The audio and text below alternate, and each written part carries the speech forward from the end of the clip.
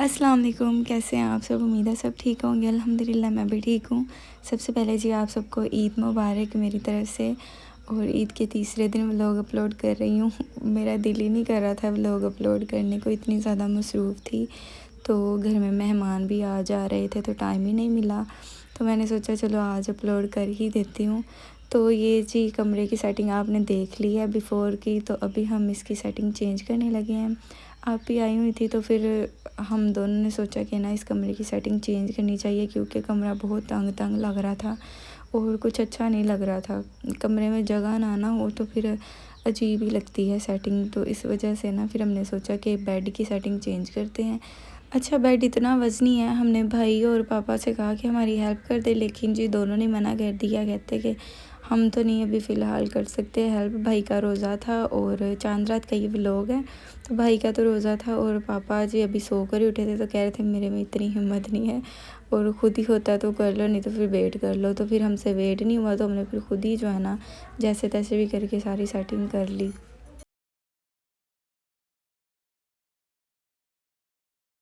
ये है जी कमरे की आफ्टर लुक। बिफ़ोर भी आपने देख ली थी और ये आफ्टर लुक देखिए कितना खुला हो गया कमरा और इतनी अच्छी सेटिंग हो गई ना सारी। फ्रंट से जो है ना इतनी स्पेस बच गई। हमें वैसे भी जो है ना दस्तरखान ज़मीन पर लगा कर खाना खाने की आदत है, तो जगह नहीं थी कमरे में तो बेड के ऊपर ही खाना पड़ता था। तो अभी जो है ना स्पेस मिल गई है, टेबल अब जब दिल करे उठा के ना इधर दस्तरखान भी लगा सकते हैं। तो खुला खुला कमरा हो गया था और ईद भी थी, तो फिर इसीलिए हमने सोचा कि ना सेटिंग चेंज की जाए और कमरे को जो है ना एक नई लुक दी जाए। तो अभी यहाँ पर अम्मी अपना सूट कटिंग कर रही हैं। अम्मी ने चांद रात वाले दिन ही अपना सूट सिलाई किया, ईद का सूट। अम्मी ने ईद पर यही वाला सूट पहना है और यहाँ पर साथ साथ बयान भी सुन रही हैं। अम्मी का 1 मिनट भी मोबाइल के बगैर गुजारा नहीं होता। तो आप ही फिर अपने ससुराल वापस चली गई थी चांद रात वाले दिन ही, क्योंकि ईद का पहला दिन जो है ना उन्होंने कहा कि अपने घर में ही गुजारना चाहिए। तो नज़दीक ही तो है, तो फिर उन्होंने आ ही जाना था। बाजी तो फिर अपने घर चली गई और मुझे काफ़ी काम थे, क्योंकि चिकन वगैरह और दूसरे जो है ना चीज़ें ला कर रखी हुई थी। तो वो सारी चीज़ें मैंने धोकर तो फ्रीज़ करनी थी। मसाले वगैरह भी कुछ को लगाए, लेकिन उन सब की मैंने वीडियो नहीं बनाई। इतना ज़्यादा मुझे काम था कि मैं कह रही थी जल्दी जल्दी निपट जाए, तो सुबह मुझे ईद वाले दिन जो है ना कोई काम ना करना पड़े।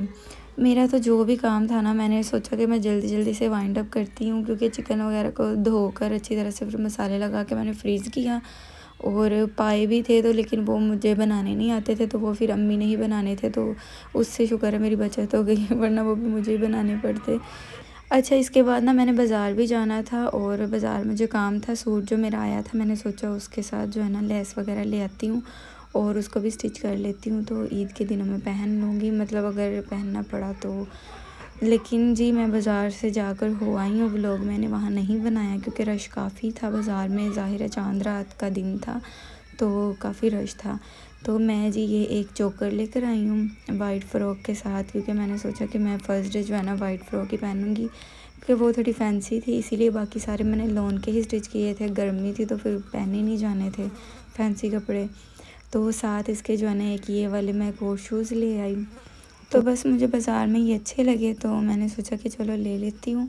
वाइट फ़्रॉक के साथ चल जाएंगे और बाद में फिर रख दूँगी, क्योंकि गर्मी में पहने तो जाने नहीं है, चप्पल वगैरह ही पहनी जाती है। तो थोड़ी देर के लिए मैंने सोचा पहन लूँगी। सूट पे मैंने पैच लगवाना था, वो लगवाया और लेस वगैरह लेनी थी, लेकिन ऐसा मेरा दिमाग जो है ना माउफ हुआ था कि लेस जो है ना मैं भूल गई और पलटा वगैरह लेकर आ गई और पैच लगवा कर ना आ गई सूट को। फिर मेरा दिल ही नहीं किया इसको स्टिच करने को। मैंने सोचा ईद के बाद जो है ना सुकून से इसको स्टिच करूँगी, ऐसे जल्दी जल्दी में कोई जो है ना मेरे से गलती ना हो जाए। और फिर अभी तो हैं वैसे कपड़े, तो वो जो हैं वही पहन लूँगी और इसको जो है ना बाद में सिलाई कर लूँगी तसल्ली से। ये है जी इसके साथ टसल्स वगैरह, और जब सूट ये वाला भी स्टिच कर लूँगी तो फिर इसकी वीडियो भी शेयर कर दूँगी।